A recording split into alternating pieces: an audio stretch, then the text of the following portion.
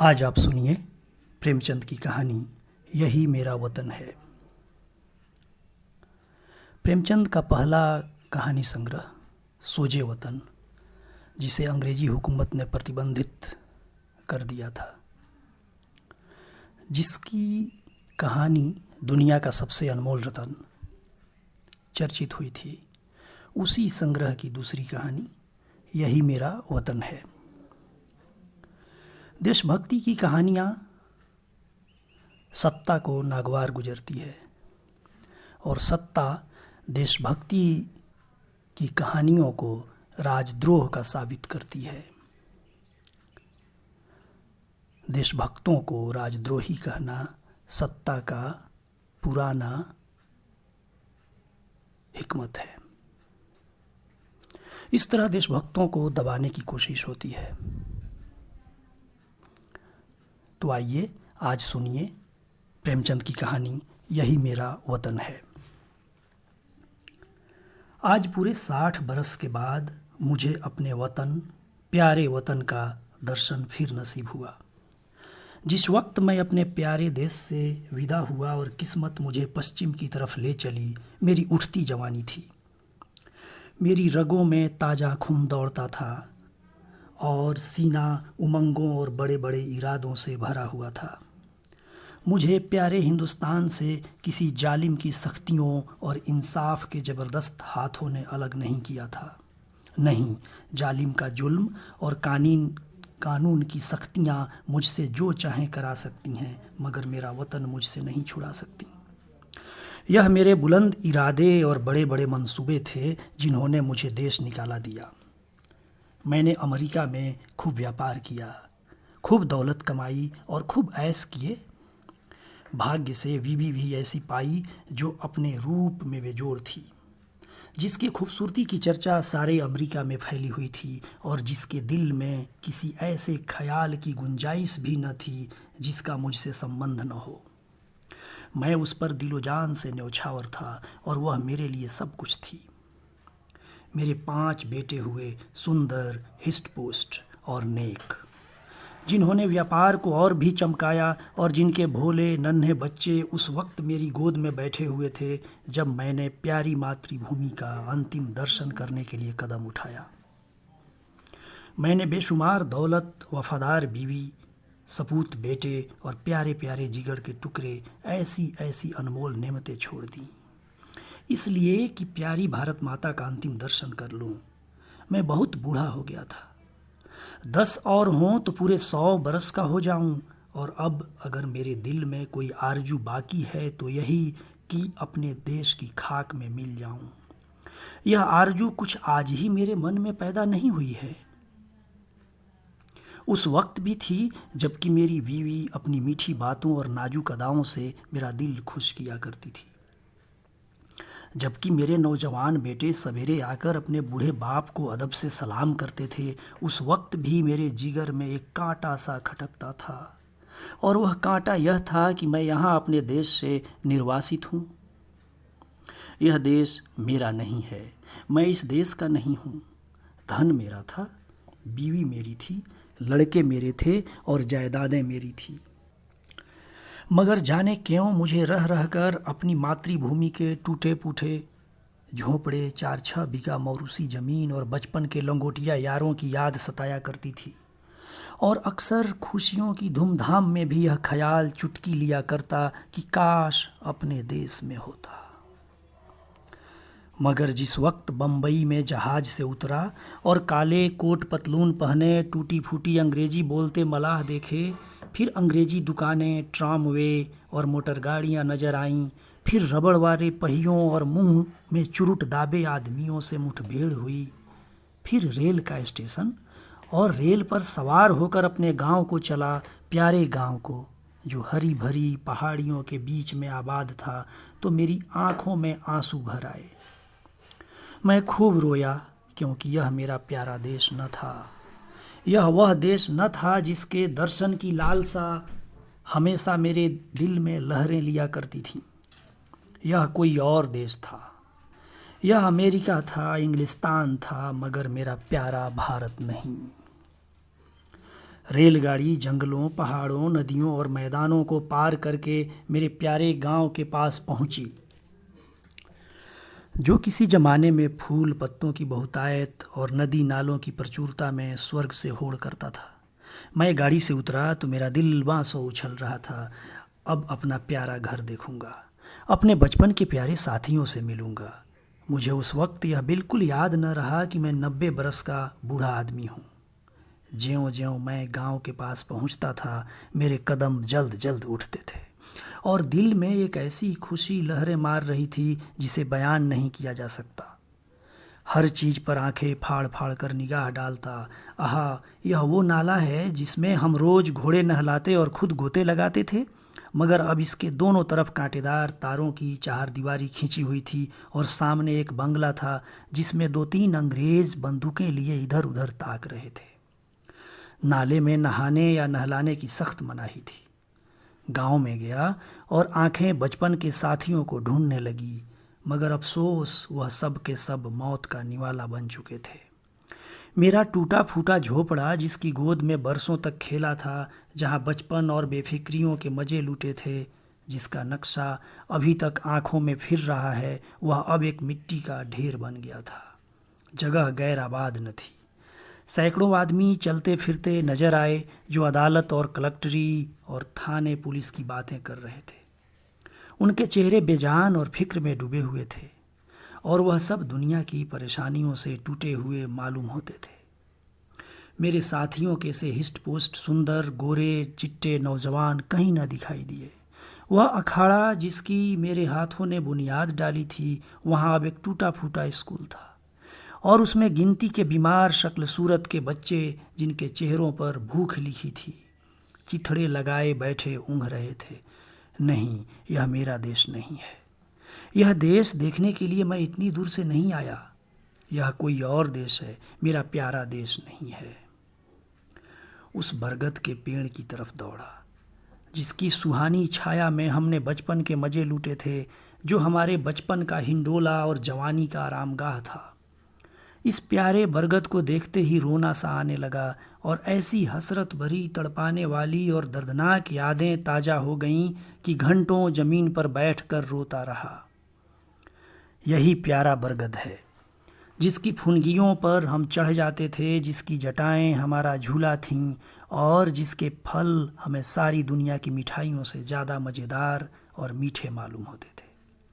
वह मेरे गले में बाहें डालकर खेलने वाले हमजोली जो कभी रूठते थे कभी मनाते थे, वह कहाँ गए? मैं बेघर बार मुसाफिर अब अकेला हूँ। क्या मेरा कोई साथी नहीं? इस बरगद के पास अब थाना और पेड़ के नीचे एक कुर्सी पर कोई लाल पगड़ी बांधे बैठा हुआ था। उसके आसपास 10-20 और लाल पगड़ी वाले हाथ बांधे खड़े थे और एक अधनंगा अकाल का मारा आदमी जिस पर अभी अभी चाबुकों की बौछार पड़ी थी, पड़ा हुआ सिसक रहा था। मुझे ख्याल आया, यह मेरा प्यारा देश नहीं, यह कोई और देश है। यह यूरोप है, अमेरिका है, मगर मेरा प्यारा देश नहीं है, हरगिज नहीं। इधर से निराश होकर मैं उस चौपाल की ओर चला जहां शाम को पिताजी गांव के बड़े बूढ़ों के साथ हुक्का पीते और हंसी दिलगी करते थे। अब हम भी उस टाट पर कलाबाजियां खाया करते। कभी कभी वहां पंचायत भी बैठती थी जिसके सरपंच हमेशा पिताजी ही होते थे।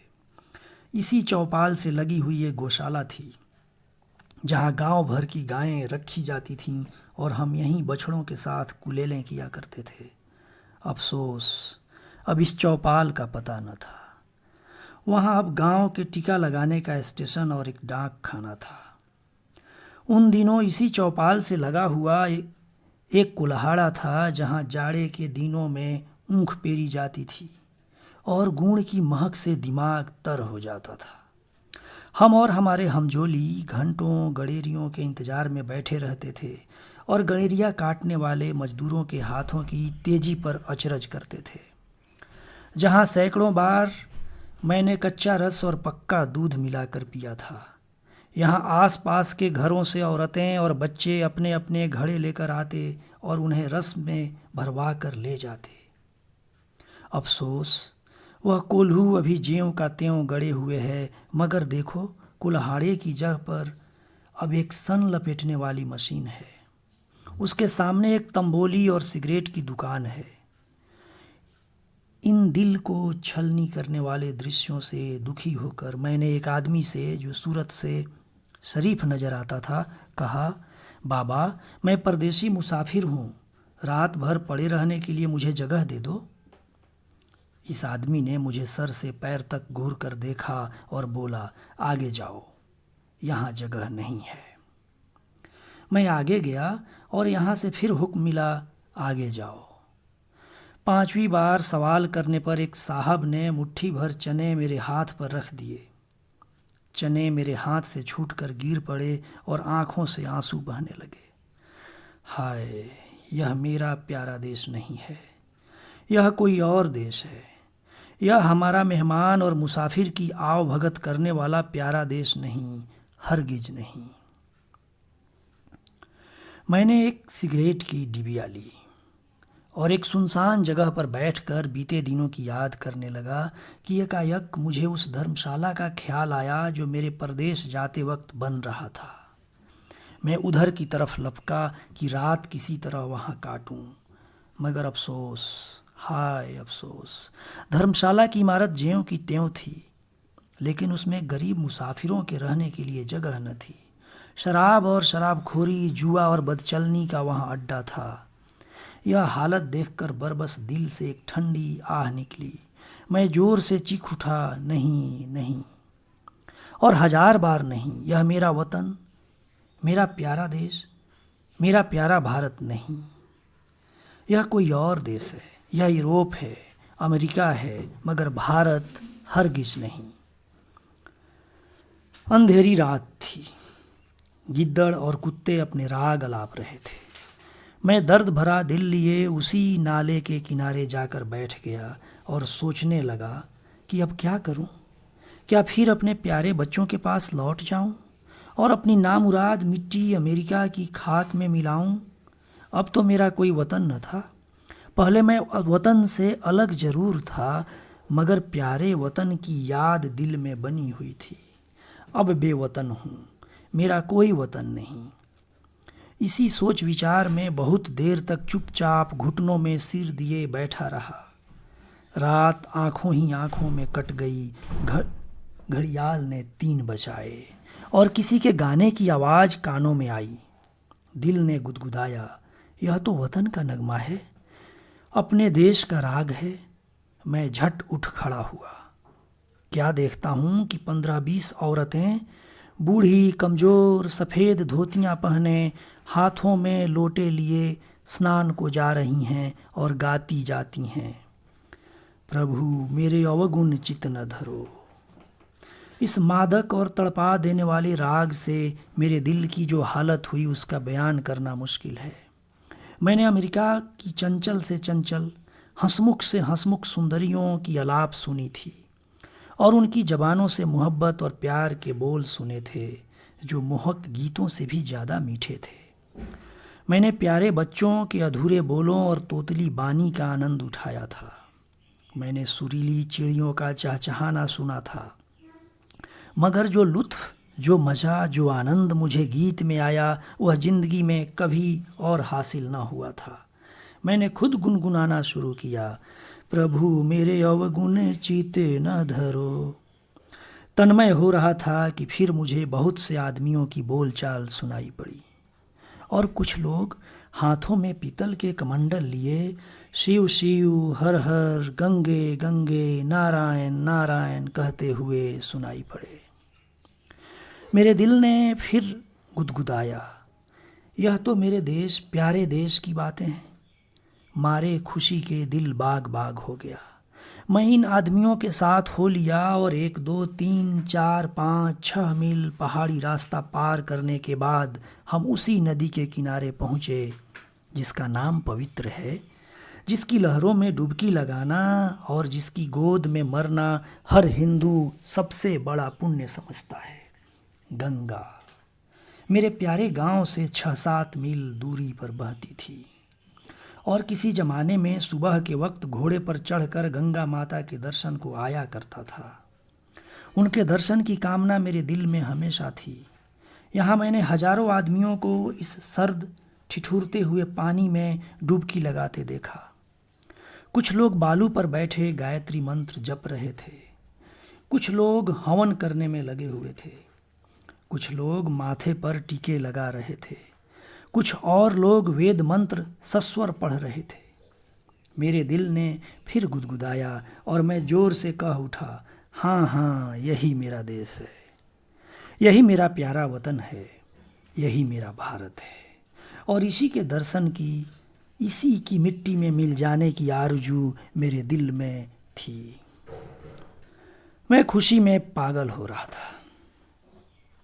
मैंने अपना पुराना कोट और पतलून उतार फेंका और जाकर गंगा माता की गोद में गिर पड़ा। जैसे कोई नासमझ भोला भाला बच्चा दिन भर पराये लोगों के साथ रहने के बाद शाम को अपनी प्यारी माँ की गोद में दौड़कर चला आए, उसकी छाती से चिपट जाए। हाँ, अब अपने देश में हूँ। यह मेरा प्यारा वतन है, यह लोग मेरे भाई, गंगा मेरी माता है। मैंने ठीक गंगा जी के किनारे एक छोटी सी झोपड़ी बनवा ली है और अब मुझे सिवाय राम नाम जपने के और कोई काम नहीं। मैं रोज़ शाम सवेरे गंगा स्नान करता हूँ और यह मेरी लालसा है कि इसी जगह मेरा दम निकले और मेरी हड्डियाँ गंगा माता की लहरों की भेंट चढ़ें। मेरे लड़के और मेरी बीवी मुझे बार बार बुलाते हैं, मगर अब मैं यह गंगा का किनारा और यह प्यारा देश छोड़कर वहाँ नहीं जा सकता। मैं अपनी मिट्टी गंगा जी को सौंपूंगा। अब दुनिया की कोई इच्छा, कोई आकांक्षा मुझे यहाँ से नहीं हटा सकती, क्योंकि यह मेरा प्यारा देश, मेरी प्यारी मातृभूमि है और मेरी लालसा है कि मैं अपने देश में मरूं। कहानी पाठ राजीव रंजन गिरी। शुक्रिया।